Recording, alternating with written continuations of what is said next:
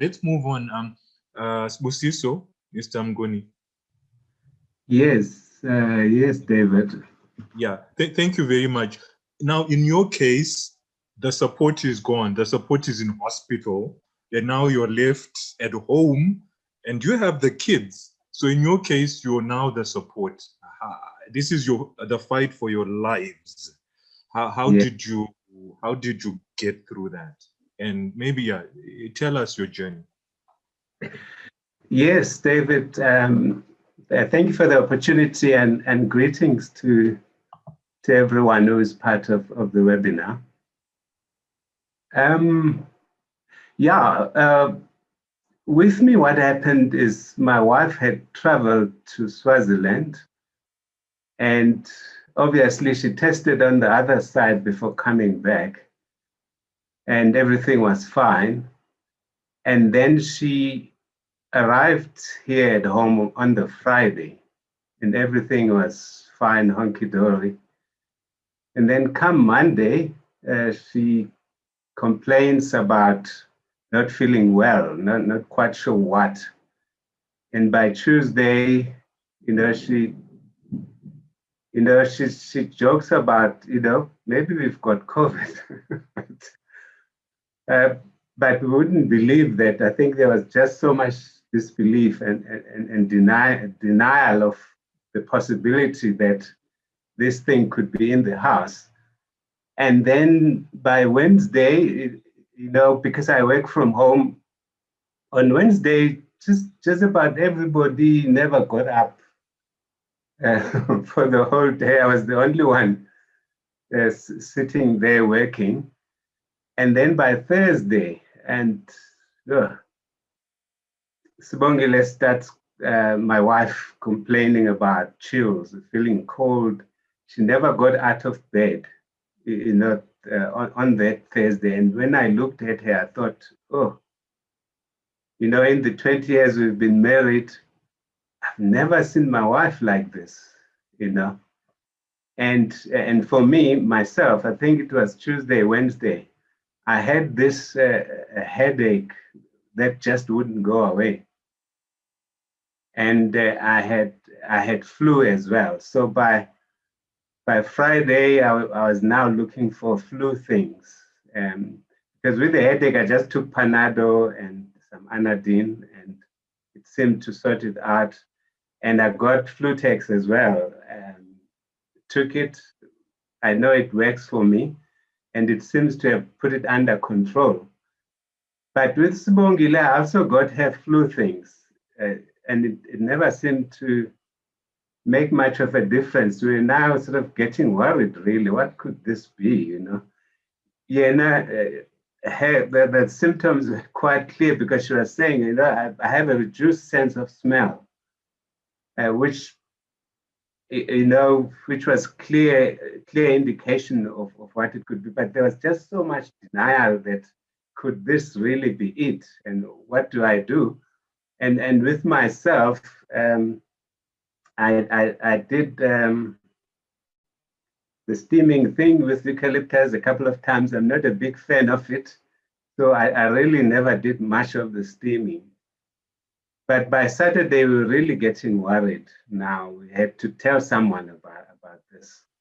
And we called the doctor.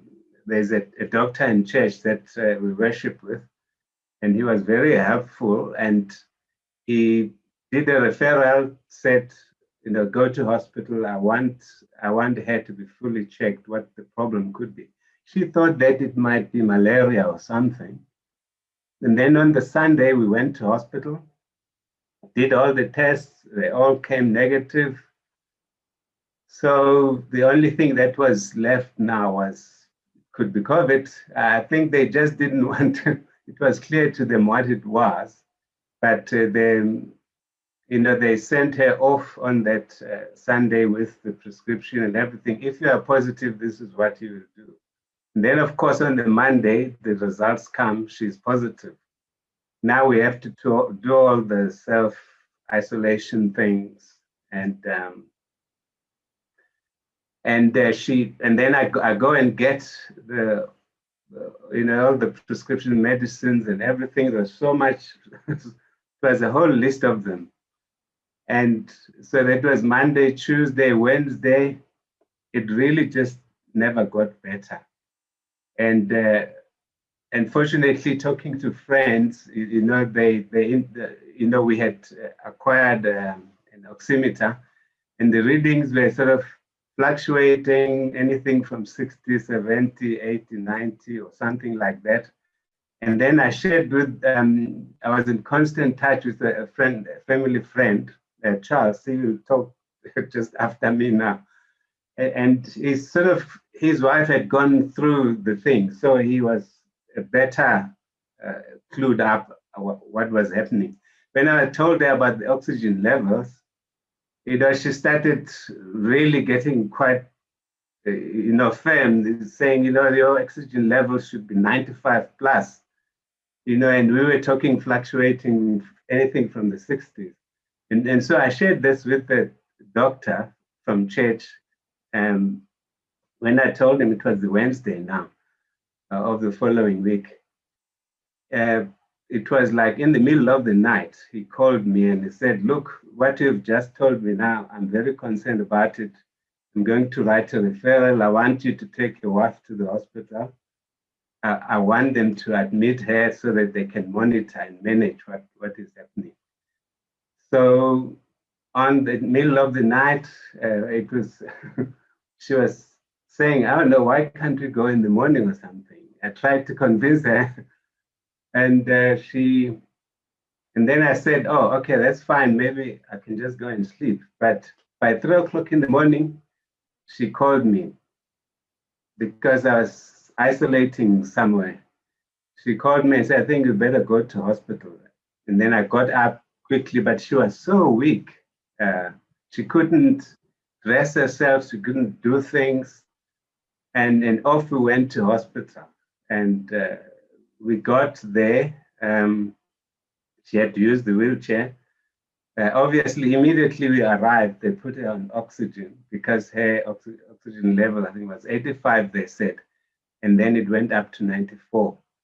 And then I realized that I'm going to be here for a long time. So she called me and said, I think better go home. I'll let you know what happens. So in the morning, she calls, she tells me, yeah, they're admitting me. And then I think, okay, that's fine. I'll do whatever I need to do, whatever you need, I'll bring it across. And I think for me, as you can see throughout all of this, it really ended with the headache right at the beginning and the flu, which then sort of subsided.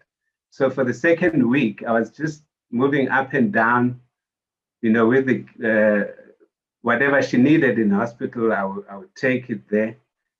And so she stayed there for a week, and about a week later, having been in hospital, the doctor called me and said, look, she's stable, but there's been a very slight improvement. And I was stressing that whole time because I could only just see the worst, unfortunately, the whole time. And it helped talking to people who were saying, no, she'll be fine, she'll be all right. I was hearing that, but on my mind, I was just saying the worst thing possible that could happen. And so the doctor said, look, your wife really wants to go home. She's emotional about it. So she got a psychologist for her. And I was myself very worried and very distressed. And the doctor said, look, she's not one of those patients that will just come and go home in a couple of days. She's gonna be here for a long time, still at least another week. So that's fine. Then the weekend came, and came the Monday. She's now been in hospital for a week and a half. And the whole time myself, I was really just so worried about it. I just couldn't see any positive thing coming out of it. And then she calls me on Monday, and she says, yeah, they said I need to go to the ICU. And for some strange reason, that's the only time really where I began to have hope that, now she's going to recover. Now she's going to get the attention she needs. She's going to be fine. And also the way that she spoke to me, because I didn't expect her to be so calm about it. Because we had spoken about it. She said, oh, the last thing I would want is to be in an ICU. But the way that she spoke, I was so positive. And then that was the Monday. So on Tuesday, she was now in the ICU. She had obviously been in great, tremendous pain the whole time. And then we spoke. She said on her first day in the ICU, she said, oh, at least I'm not in pain. I'm so thankful to be alive. That's what she said. And then I just realized what she must have gone through. And then, of course, she spent 3 days in the ICU, and then she goes back to the general ward. And she continued there for another week. But still, they kept saying this infection rate doesn't really want to go down, and the oxygen, she was on oxygen the whole time. And that's the one thing that really worried me, that she was on oxygen, but she continued like that. And then I kept phoning. They said, okay, she'll be fine. She's getting better. And then eventually, 3 weeks later, she's ready to be discharged. But with that, she still needed to have the oxygen at home. And that really, really worried me a big time. And I didn't know how it was going to work. But she came home using the oxygen, doing all the breathing exercises. And she was on oxygen for a week and a bit. And then she stopped, and still the hair oxygen levels stayed high. And that really gave me a lot of hope. And talking to people also was helping me a lot. And then for 2 weeks now, she has been off the oxygen. In fact, yesterday we asked the people that hired oxygen concentrated to us. They came collected it today. So she's really almost fully recovered now. And I'm just so grateful for that. Yeah. And I'm grateful that for me, it was because 2 weeks after, or a week after she tested positive, the first week I was up and down running, and only did a test a week later, which indicated I was positive. And I knew I was going to be positive in any case. So, but then I took all the supplements to boost the immune system, and ivermectin as well. And so I never really experienced any harsh or severe symptoms as such, personally, fortunately. And the kids as well. I've got a 19-year-old daughter and a 17-year-old son. They were just incredibly resilient. They were just fine, carrying on with their lives, doing this, doing that. And in some ways, I think that also gave me strength to be strong, to carry on, to be there for my wife. Yeah. Thank you very much. Yeah, so I think that's a story of survival. I'm not sure about this recovery thing, because survival is just more than medical. But thank you very much. Do we have any questions for Sibusiso before we go to the next speaker? There was a question earlier about the vaccine, but did you take the vaccine or not yet? Or? Yeah. For me, what I did take was when I tested positive, I did take ivermectin as prescribed. Okay. Yeah, and And I never really had any severe symptoms as such. Okay, that's fine. Perhaps just to say, in terms of coping, how I coped, I think I had overwhelming support from friends and family that I spoke to constantly all the time. And even at work, they have a wellness program. The therapist came home, we spoke, because I was really finding it hard sleeping at night or even eating. It was very difficult for me. Okay, so the work, yeah, we see the role of the workplace there. Okay, so what we've now done is we've spoken to survivors. Yes, Dr. Makina, you have a quick question?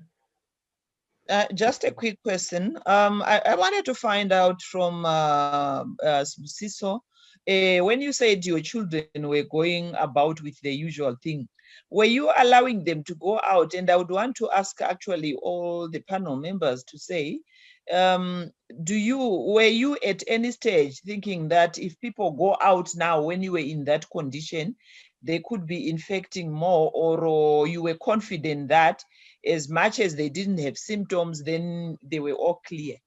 Because I'm just a bit worried there. Thank you. Yes, no. They were in the house the whole time. Whatever they were doing, I'm the only one who went out actually to get the medicines or to take something to Sibongile in hospital if she needed something.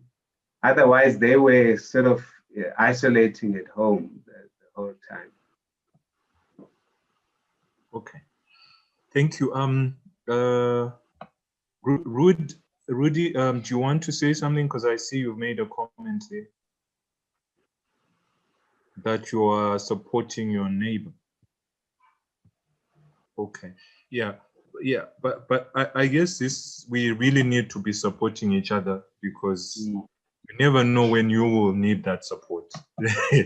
So we thank you for sharing that.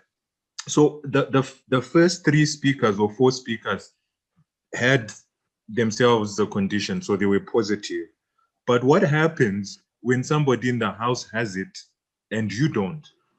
You know, how do you manage that discordant situation? So Dr. Katsande will share his experiences.